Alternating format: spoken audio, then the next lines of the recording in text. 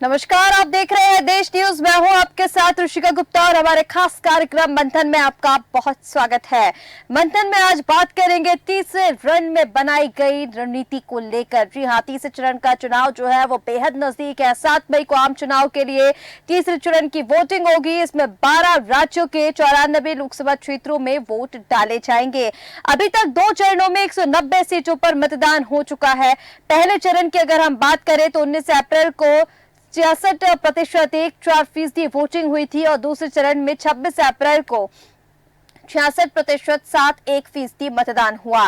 तीसरे चरण के मतदान के बाद 284 सीटों पर मतदान की जो प्रक्रिया है वो पूरी हो जाएगी, यानी जो पिक्चर है लोकसभा चुनाव की वो क्लियर हो जाएगी। इन 3 फेज के रुझान से अगली सरकार का रुख तय होगा और सभी राजनीतिक दल अभी तक हुई वोटिंग में बढ़त बनाने का दावा लगातार कर रहे हैं। तीसरे चरण के चुनाव में कई दिग्गजों का भविष्य टिका हुआ है। मध्य प्रदेश के विदिशा में शिवराज सिंह चौहान, तो गुना शिवपुरी से ज्योतिरादित्य सिंधिया, राजगढ़ में दिग्विजय सिंह के लिए भी तीसरे चरण में वोट डाले जाएंगे। वहीं छत्तीसगढ़ की कोरबा और रायपुर जैसी हाई प्रोफाइल सीटों पर 7 मई को होगी वोटिंग। इधर यूपी की अगर हम बात करें तो यूपी में मुलायम परिवार के अक्षय यादव, डिंपल यादव, आदित्य यादव के भाग्य का फैसला गुरुवार को होगा। 2 चरणों में मध्य प्रदेश में हुई कम वोटिंग से चिंतित राजनीतिक दल तीसरे और चौथे चरण में बम्पर वोटिंग की तैयारी में जुटे हुए हैं। जहां एक तरफ 2 चरणों में कम मतदान के लिए बीजेपी ने विपक्ष की निष्क्रियता को जिम्मेदार ठहराया, तो वहीं दूसरी तरफ विपक्ष ने बीजेपी की तरफ हताशा जाहिर की है। इस फेज की वोटिंग के बाद आधे से ज्यादा लोकसभा सीटों पर चुनाव पूरा होगा और इन तीनों चरणों में जिसका पल्ला भारी उसके नाम 2024 की सत्ता। और इसी विषय पर आज चर्चा करेंगे। तमाम मेहमान हमारे साथ जुड़ चुके हैं, उनका परिचय आपसे करा देते हैं। हमारे साथ वेद प्रकाश शास्त्री जी, भारतीय जनता पार्टी के प्रवक्ता, जुड़ चुके हैं। इसके साथ ही हमारे साथ मिर्जा अशफाक सकलैनी जी, कांग्रेस प्रवक्ता। साथ ही हमारे साथ वरिष्ठ पत्रकार नीरज महेरे जी जुड़ चुके हैं। आप तीनों का ही बहुत स्वागत है। और वेद प्रकाश शास्त्री जी, सबसे पहले आप ही के पास आना चाहूंगी क्योंकि तीसरे चरण का जो मतदान है वो बेहद नजदीक है। अगर मत प्रतिशत की हम बात करें तो पहले और दूसरे चरण में जो मत प्रतिशत रहा वो कुछ ज्यादा खास नहीं रहा। 2019 से जो वोटिंग प्रतिशत है वो घटा ही है, मतदाताओं में उदासीनता है। लेकिन तीसरे चरण के लिए राजनीतिक दलों ने पूरी ताकत झोंक दी और ये कहा जाता है अब ये जो पिक्चर है वो 3 चरणों के बाद क्लियर हो जाएगी। 2024 में किसकी सत्ता, क्या कुछ तैयारियां तीसरे चरण के लिए? वेद प्रकाश जी, बहुत बहुत धन्यवाद आपको चर्चा में शामिल करने के लिए, और जितने भी हमारे साथी हैं उन सबको नमस्कार। बहुत महत्वपूर्ण विषय है और आपने जो कहा है वो बिल्कुल सही है कि जो पिछला मतदान का प्रतिशत है, जो 2 चरण का चुनाव हुआ है उसमें मत प्रतिशत कम रहा है पहले की तुलना में। और ये प्रयास राजनीतिक दल होने के नाते हम सभी का ये होना चाहिए कि अधिक से अधिक सहभागिता देश की जनता की हो और अधिक से अधिक वोट प्रतिशत हो, लोग अपना मत दें और अपने मन की सरकार और अपने मन का प्रतिनिधि चुने, ये बहुत आवश्यक है। तो इसके लिए हम एक जनजागरण और बूथ स्तर पर बड़े पैमाने पर काम कर रहे हैं और लोगों से इस बात का आग्रह कर रहे हैं, बात कर रहे हैं, उनसे चर्चा कर रहे हैं कि आप लोग घर से निकलिए और वोटिंग में भाग लीजिए, क्योंकि 5 साल में ये जो लोकतंत्र का पर्व है इसमें सहभागिता बहुत ही आवश्यक है और इससे आपका मत भी पहुंचता है और एक अच्छी सरकार का गठन भी होता है। और इसके लिए जो सरकारी स्तर पर कार्य किए जाने चाहिए, ये हमारा प्रयास है कि उस स्तर पर भी काम हो और हम लोग ये मिल करके जनता से अपील करते हैं कि सब लोग ज्यादा से ज्यादा संख्या में घर से निकल करके और वोट प्रतिशत बढ़ाने में और अपना मताधिकार प्रयोग करने के लिए सहयोग करें। ये बहुत ही आवश्यक है, ऐसा हमारा लक्ष्य है और हम ये चाहते हैं कि शायद इस अपील को हमारे देश की जनता सुनेगी और निश्चित रूप से अब की बार जो आने वाला मतदान है उसमें मत प्रतिशत को लेकर, ठीक है, मत प्रतिशत को लेकर जिस तरह से आप बात कर रहे हैं, कहीं ना कहीं क्योंकि मत प्रतिशत तो घटा ही है, लेकिन अब जिस तरह से रणनीति को लेकर अगर हम बात करें तो पहले और दूसरे चरण की जो रणनीति रही भारतीय जनता पार्टी की वो कुछ अलग रही। अगर पहले चरण की हम बात कर ले तो विकास के मुद्दे पर बात हो रही थी, दूसरे चरण में अगर हम बात कर ले तो दूसरे चरण में मैनिफेस्टो की बात आई, तीसरे चरण में अब मंगलसूत्र, विरासत टैक्स, आरक्षण, इन सब के जो मुद्दे हैं, और अब तो धर्म को के आधार पर जो आरक्षण देने की बात की जा रही थी तीसरे चरण में, ये मुद्दा भी गूंज रहा है। तो ऐसे कैसे आपको लगता है कि ये जो मुद्दे भारतीय जनता पार्टी की तरफ से उठाए गए हैं तीसरे चरण के लिए, ये लाभदायक होंगे तीसरे चरण में? देखिए, ऐसा है कि पार्टी जब चुनाव मैदान में होती है तो जो हमारे विरोधी हैं, जो हमारे साथ में चुनाव लड़ते हैं, जो हमारे विपक्ष में रहते हैं, और जिन तरीके की रणनीतियां सामने आती हैं उसी तरीके की रणनीति बना करके ही लोगों के बीच में जाना होता है। ये बात बिल्कुल कट सत्य है। और जो धर्म के आधार पर तो हमने राजनीति कभी नहीं की, विकास के मुद्दे पर, बेरोजगारी के मुद्दे पर और आम जन समस्याओं के आधार पर, आपराधिक नियंत्रण पर, भ्रष्टाचार के मुद्दे पर जो हम बात करते रहे हैं, हम उन्हीं बातों पर कायम हैं। हाँ, ये हो सकता है कि जब हमारे सामने कोई प्रश्न आया तो हमने उसका जरूर जवाब दिया है उसी शैली में, उसी भाषा में, तो उसको आप ये कह सकते हैं कि शायद मुद्दा हमने बदला हो, लेकिन मुद्दा बदलने का हमारा कोई प्रश्न नहीं है। हमने मैनिफेस्टो जारी कर दिया है और वही हमारी रणनीति है, उसी आधार पर हम चुनाव मैदान में है और जनता का जनादेश लेकर के हम एक बार पुनः लोगों के बीच में पहुंचे। ठीक है, हमारे साथ वेद प्रकाश जी भी जुड़े हुए हैं, आम आदमी पार्टी के प्रवक्ता, माफ कीजिए ना, प्रखर श्रीवास्तव जी हमारे साथ जुड़े हुए हैं, आम आदमी पार्टी प्रवक्ता। प्रखर जी, मैं सीधा आपके पास आना चाहूंगी रणनीति को लेकर, क्योंकि हम बात कर रहे हैं पहले और दूसरे चरण में जो हमने मत प्रतिशत देखा है, तीसरे चरण में कहीं ना कहीं उसे बढ़ाने के लिए जो राजनीतिक दलों की रणनीतियां थी वो बदली है। और तीसरे चरण में जो पहले और दूसरे चरण के बाद जो मतदान होना है तीसरे चरण के लिए, उसने पार्टियों का चिंतन और मंथन दोनों बढ़ाया है। तीसरे चरण के लिए क्या कुछ रणनीतियां हम यहाँ पर देख पा रहे हैं, और दूसरा, जिस तरह से अभी आरोपों का दौर जारी है, तीसरे चरण के लिए जो रणनीतियां हम देख रहे हैं, आपको लगता है कि आम मुद्दों से हटकर और जो आरक्षण और इन सब चीजों पर बातचीत हो पा रही है, क्या ये मत प्रतिशत को बढ़ाने में लाभदायक होगा? प्रखर जी, हम वो पत्ते नहीं जो शाखों से यूं ही टूट जाएं, जाकर आंधियों से कहो अपनी औकात में रहे। तुषार जी, सबसे पहले आपको नमस्कार और आपके सभी दर्शकों को मेरा नमस्कार, और यहाँ पे बैठे हुए सभी प्रवक्ता गणों को मेरा नमस्कार। जी, मैं ये बात आपसे कहना चाह रहा था कि जिस तरीके से आदरणीय प्रधानमंत्री नरेंद्र मोदी जी की भाषा जो पहले चरण चुनाव के बाद से जो दिखी है, उनकी जो हताशा और निराशा ये जिस प्रकार से हो रही है, जिस तरीके से वो अल्पसंख्यक वर्ग को बोल रहे हैं सबसे ज्यादा बच्चा पैदा करने वाले, घुसपैठिए, किस तरीके से बोल रहे हैं मंगलसूत्र, महिलाओं के मंगलसूत्र तक आ गए हैं।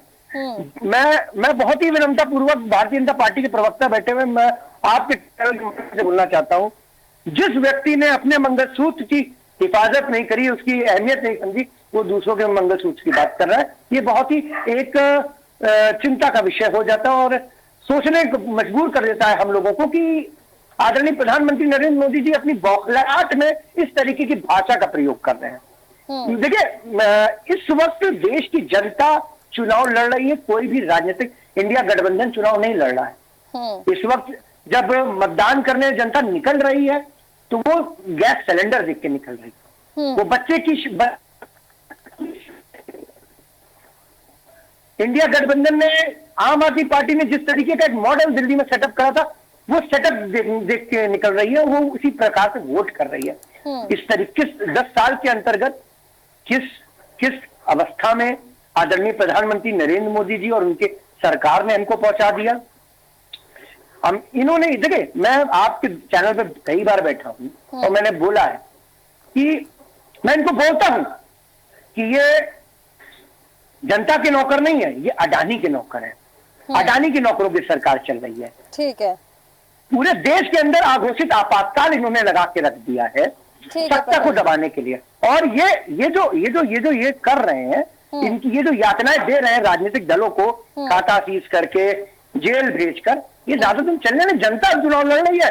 इस वक्त कोई राजनीतिक दल चुनाव नहीं लड़ रहा है, जनता चुनाव लड़ रही है। और इनका बोरा बिस्तर ठीक है प्रखर जी, वेद प्रकाश जी आपके पास आऊंगी, जल्दी से प्रखर जी की बातों का जवाब दे दीजिए। उसके बाद मिर्जा अशफाक जी भी हमारे साथ जुड़ चुके हैं, उनके पास मैं जाऊंगी। उनका ये कहना है कि जिस तरह की बातें प्रधानमंत्री नरेंद्र मोदी मंच से बोल रहे हैं, बेरोजगारी और महंगाई के मुद्दे से हटकर मंगलसूत्र को लेकर वो जब बात कर रहे हैं, तो इस तरह के जो शब्दों का प्रयोग किया जा रहा है ये ठीक नहीं है, जनता को इससे कोई फर्क नहीं पड़ने वाला है। वेद प्रकाश जी, देखिए, हमारे जो प्रखर भाई कह रहे हैं, ये इनकी हताशा और निराशा स्पष्ट दिखाई देती है कि जिस तरीके की ये शैली और जिस तरीके की भाषा ये देश के प्रधानमंत्री जी के लिए प्रयोग कर रहे हैं, उस तरीके की भाषा प्रयोग करना इस देश के नागरिक की निराशा, हताशा और कुंठा का प्रतीक है। माननीय प्रधानमंत्री जी जिस भाषा का प्रयोग कर रहे हैं वो कोई ऐसी भाषा नहीं है जिस भाषा के ऊपर ये उनकी व्यक्तिगत टिप्पणी करें। ये उनके निजी जीवन पर टिप्पणी करते हैं, इनके पास कोई मुद्दा नहीं है, जबकि इनके खुद के नेता भ्रष्टाचार के मामले में जेल में है और उसके बावजूद भी ये देश के प्रधानमंत्री के ऊपर इतनी ओछी टिप्पणी अगर करने के लिए तैयार है तो इससे ज्यादा दुर्भाग्यपूर्ण और कुछ नहीं हो सकता है। देश विकास की ओर बढ़ रहा है, पूरे विश्व में देश का अस्तित्व बढ़ा है, भ्रष्टाचार पर नियंत्रण हुआ है और उसी के तहत इनके नेताजी जो है वो जेल की हवा खा रहे हैं और उसके बाद इनको इस देश में ये चीज दिखाई नहीं दे रही है और ये उनके ऊपर इस तरीके की टिप्पणी करते हैं कि वो ओछी राजनीति करते हैं और वो मंगलसूत्र की राजनीति करते हैं। ठीक है वेद प्रकाश जी, लेकिन जिस तरह से विपक्ष आरोप लगा रहा है कि कहीं न कहीं भारतीय जनता पार्टी के प्रति मतदाताओं के मन में उदासीनता है, इसको अब क्योंकि मत प्रतिशत जिस तरह से कम हुआ है, आप लोगों ने पहले से ही दावा किया था अब की बार 400 पार का नारा तो ठीक ही है और मत प्रतिशत को लेकर के वोटिंग प्रतिशत जो है वो इस बार बढ़ेगा, बम्पर वोटिंग की जो बात की गई थी वो पहले और दूसरे चरण में तो दिखाई नहीं दिया, तो कहीं ना कहीं हताशा तो मतदाताओं के मन में है ही। बिल्कुल आपने सही कहा, लेकिन इस कटघरे में सारे दल हैं, क्योंकि भारतीय जनता पार्टी देश में अकेले चुनाव नहीं लड़ रही है, उसको कांग्रेस, आम आदमी पार्टी, चूंकि सारे लोग चुनाव मैदान में हैं और अगर वोट परसेंटेज घट रहा है तो ये सबके लिए चिंता का विषय होना चाहिए। भारतीय जनता पार्टी के उस पर सीधा इसका आरोप लगाया जाए ये तो फिर गलत बात है, क्योंकि भारतीय जनता पार्टी अकेले तो चुनाव लड़ नहीं रही है। हाँ, हम सरकार में हैं, यह जिम्मेदारी औरों से अधिक मेरे पास है कि वोट आप परसेंटेज बढ़े, तो उसके लिए जो कुछ प्रयास सरकारी स्तर पर किए जा सकते हैं वो किए जा रहे हैं, लोगों के बीच में हम भी जा रहे हैं और हम अपने सभी जितने भी राजनीतिक दल साथी हैं सबसे कहते हैं कि जनता को समझाइए और उनके पास जाकर के अपनी बात रखिए और आप पारंपरिक तरीके से जो विरोध हमारा करना चाहते हैं आप आइए, विरोध करिए, हम उसे स्वीकार करने के लिए तैयार हैं, आपके हर प्रश्न का उत्तर देने के लिए तैयार हैं, लेकिन वोट आप परसेंटेज बढ़ना चाहिए, ये जिम्मेदारी सभी राजनीतिक दलों। ठीक है वेद प्रकाश जी, हमारे साथ कांग्रेस प्रवक्ता मिर्जा अशफाक सकलानी जी भी मौजूद हैं। अशफाक जी, मैं आपके पास सीधा आते हुए, अब जिस तरह से वोट प्रतिशत कम हुआ है पहले और दूसरे चरण में, तीसरे चरण की अगर हम बात करें तो रणनीति अब यहाँ पर बहुत ही ज्यादा स्ट्रॉन्ग करने की जरूरत है, क्योंकि जो मत प्रतिशत कम हुआ है चिंतन का विषय तो ये है और राजनीतिक दलों ने इसको लेकर रणनीति भी बदली है। कांग्रेस पार्टी की अगर हम बात करें तो तीसरे चरण के लिए कांग्रेस की रणनीति क्या है? दूसरा, जिस तरह से विपक्ष बीजेपी के ऊपर आरोप लगा रहा था कि भारतीय जनता पार्टी के प्रति जो उदासीनता है उसको देखते हुए या जिस तरह से बीजेपी ने काम किए हैं उसको देखते हुए, तो ये आरोप लगाना तो ठीक नहीं है ना, ये तो जिम्मेदारी सभी राजनीतिक दलों की बनती है कि वोट प्रतिशत बढ़े। रिश्का जी, आपकी बात ठीक है, लेकिन सबसे पहला सवाल इस बात का है कि भारतीय जनता पार्टी की सरकार में जिस तरीके से किसान परेशान है, जिस तरीके से नौजवान परेशान है, इसको लेकर जो वोट परसेंटेज है भारतीय जनता पार्टी की सरकार का भी कहीं ना कहीं योगदान है।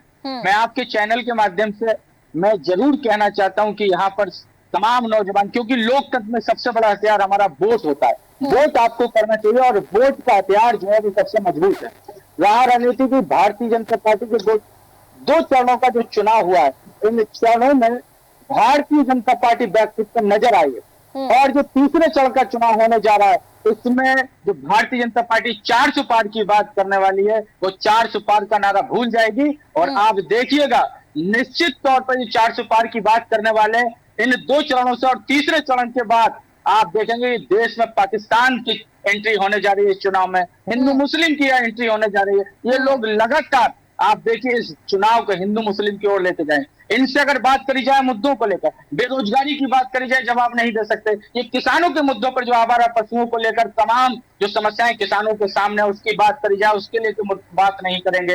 इनके जो पेपर लीक लगातार हो रहा है, हमारा नौजवान जो परेशान है, डिग्री लेकर रहा है और ये पेपर लीक कर दिया जाता है, इसको लेकर कोई सब इनसे अगर जवाब मांगा जाए जवाब नहीं करेंगे।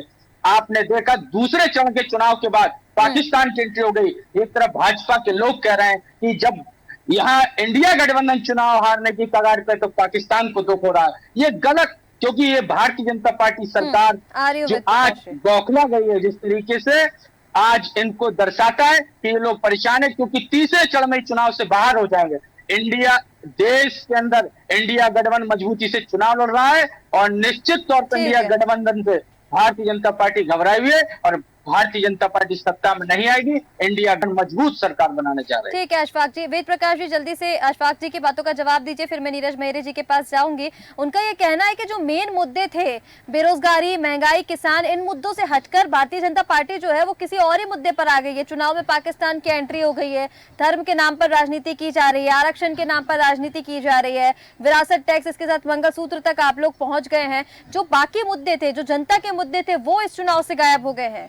वेद प्रकाश जी, देखिए, भारतीय जनता पार्टी जिन मुद्दों पर चुनाव मैदान में आई थी, उन्हीं मुद्दों के ऊपर आज भी चुनाव मैदान में है, और जो हमारे मुद्दे पहले से हैं उन्हीं मुद्दों पर हम काम कर रहे हैं। जो बात हमारे साथी, हमारे कांग्रेस के प्रवक्ता साथी कह रहे थे कि किसान के मुद्दे पर भाजपा ने काम नहीं किया। स्वामीनाथन रिपोर्ट आयोग आपने बनाया था, 2006 में उसकी रिपोर्ट आई, 2014 तक आप सत्ता में रहे, लेकिन स्वामीनाथन रिपोर्ट आयोग की रिपोर्ट आपने लागू नहीं की। और जब वो स्वामीनाथन रिपोर्ट आपने लागू नहीं की, 2014 में जब हम चुनाव लड़ने आए तो हमने कहा कि अगर हम सत्ता में आएंगे तो स्वामीनाथन रिपोर्ट को हम लागू करेंगे और किसानों को लाभ पहुंचाने का काम करेंगे। स्वामीनाथन रिपोर्ट के आयोग के अधिकांश चीजों को हमने लागू कर दिया है। 2-3 चीजें बची हैं, हमें मौका अगर जनता देगी तो निश्चित रूप से की बात करते हैं। लागू करेंगे और जनता देश के किसानों को लाभ पहुंचाने का हम पर गोलियां चलाने का काम करते हैं। कि अगर कांग्रेस पार्टी किसान के पक्ष में बात कर रही थी, किसान परेशान है, आज हमारा किसान परेशान है, रात भर जगकर किसान अपना खेत फसल खाने का काम कर रहा है। बहुत से लोगों की जानें चली रही है किसानों को लेकर। कभी आप सड़क पर उतर करके इसके लिए आपने आंदोलन क्यों नहीं चलाया? बॉर्डर पे लगातार किसान बैठा है, की बात हो, चाहे वो बेरोजगारी की बात हो, चाहे वो महंगाई की बात हो, लेकिन आप तो किस चैनल पर बात करते हैं, उनको लेकिन हम कोई तो सदन में भी काम करते हैं और जिन लोगों को लाभ पहुंचाने की आवश्यकता होती है उनको लाभ भी पहुंचाते हैं। कांग्रेस से कैसे कह सकती है कि हम किसान के पक्षधर है और भारतीय जनता पार्टी किसान विरोधी है? आपने स्वामीनाथन रिपोर्ट बना करके किसानों को ठगा और इसी का परिणाम हुआ कि आप सत्ता से बाहर हो गए और आप 44 सीटों पे आ गए। इस बार आप 4 सीटों पे रहने वाले हैं। किसान और जवान, ठीक है वेद प्रकाश जी, वो तो चुनाव के नतीजे आएंगे जब तय होगा कि कौन कितनी सीटों पर रहने वाला है। हमारे साथ वरिष्ठ पत्रकार नीरज मेहरे जी भी बने हुए हैं। ठीक है अशफाक जी, हमारे साथ वरिष्ठ पत्रकार नीरज मेहरे जी भी बने हुए हैं। नीरज जी, अब तीसरे चरण में ये जो रणनीतियां हैं राजनीतिक दलों के किस दिशा में आप जाते हुए देखते हैं? हालांकि क्योंकि जो हम बार बार जो जनता के मुद्दों की बात करते हैं, लगातार बेरोजगारी, महंगाई और इससे जुड़े हुए अन्य मुद्दे जो है, किसानों का मुद्दा जो है, महिलाओं की सुरक्षा का जो मुद्दा है, वो इस चुनाव से हटकर ये जो चुनाव है वो किस दिशा में जा रहा है? कभी मंगलसूत्र को लेकर, कभी विरासत टैक्स को लेकर, कभी आरक्षण को लेकर, अब तो धर्म के आरक्षण पर, अब पाकिस्तान के एंट्री चुनाव में, किस दिशा में आप देखते हैं और तीसरे चरण में मत प्रतिशत क्या रहने वाला है? नीरज जी, देखिए रिश्का जी, मुझे लगता है कि तीसरे चरण में मतदान बढ़ना चाहिए और हमारा और आपका दोनों लोगों की तरफ से भी जनता से आग्रह है कि वोट दे, जो अधिकार है मताधिकार का उसका प्रयोग करे और देश के सबसे बड़े महापर्व में सहयोग करे और अब सरकार चुने अपनी। दूसरी बात आपने कहा, चूंकि सरकार चाहे पक्ष की हो चाहे विपक्ष हो, दोनों ही लोग स्थानीय मुद्दों पे बदल गए हैं। अब जो मैन्युफेस्टो है, महंगाई, बेरोजगारी, विकास, पानी, सड़क, इन पे कोई बात नहीं करना चाह रहा है। कोई आदमी वोट जिहाद की बात करने लगता है, कभी कोई कहने लगता है कि राहुल गांधी अमेठी छोड़ के भाग गए, वो ये हो गया। अरे कोई आदमी अगर दूसरी जगह से चुनाव लड़ रहा है तो उसमें आपको भागने और भगोड़ा और इस तरह के शब्द नहीं यूज करने चाहिए। मैं आपको इस पे थोड़ी सी एक जानकारी दे दूं। अटल बिहारी वाजपेयी रहे हों, राजनाथ सिंह रहे हों, मुरली मनोहर जोशी जी रहे हों, कल्याण सिंह रहे हों, उमा भारती जी रही हों, सोनिया गांधी रही हों, इंदिरा गांधी रही हों, सभी ने सीटें छोड़ी हैं। सभी लोग दूसरी जगह से भी लड़े, कभी कहीं से लड़े। चुनाव है ये तो जिसकी जहां मर्जी आएगी वहां लड़ेगा।